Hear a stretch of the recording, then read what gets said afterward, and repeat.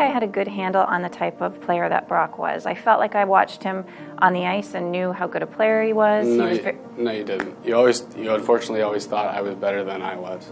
You were good. Yeah, not as good as you thought I was. I think he was really good.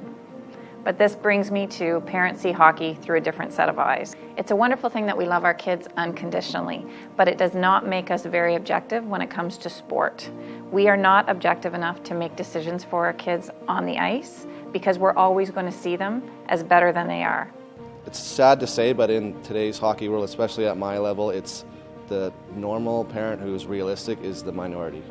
Like anybody, in the moment, the objectivity will dissipate. They won't have it. A couple days later, or a week later, sometimes a year later, it will happen.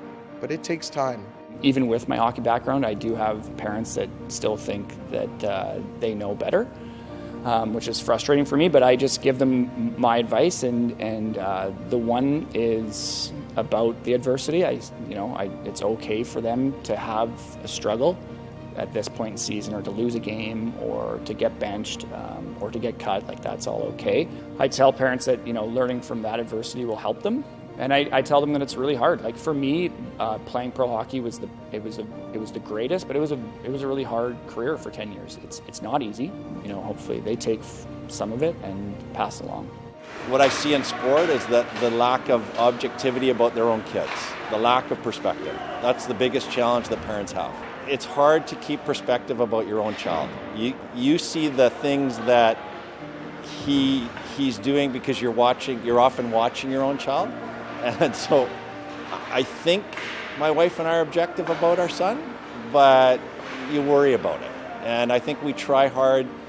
Sometimes we almost feel bad. We try so hard to be objective that we don't give him enough praise or enough credit for what he's doing, which might be what he needs. I love coaching hockey because of the passion and the commitment that you get out of people for it.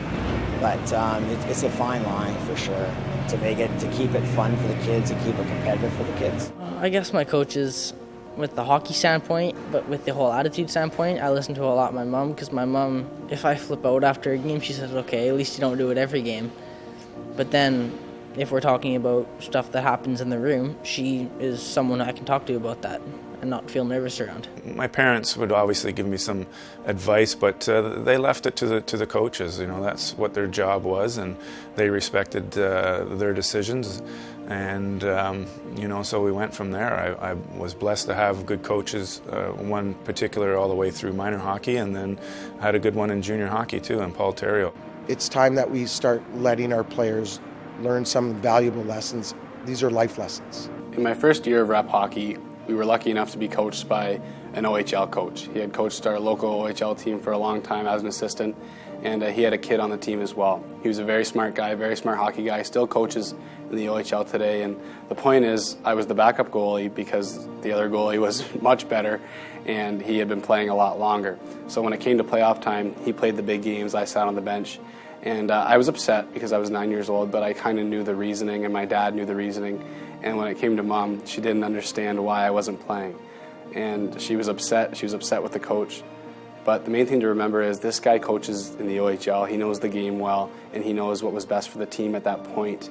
And he was right in the end. And as a parent, you kind of see that through a different set of eyes because you don't think he's right, even though it's pretty obvious he is. So what I learned as I went through the experience and really looking back is oftentimes when I was upset because Brock hadn't made a team, or he was benched, or he was the second goalie, I knew he was upset because he was competitive and he wanted to be there, but he understood why. He knew where he was. I didn't, because I was the mom, and you always want your child to be in the best spot that they can be, and I wasn't objective about it. For more information on the Lessons from Behind the Glass video series, visit bchockey.net or lessonsfrombehindtheglass.com.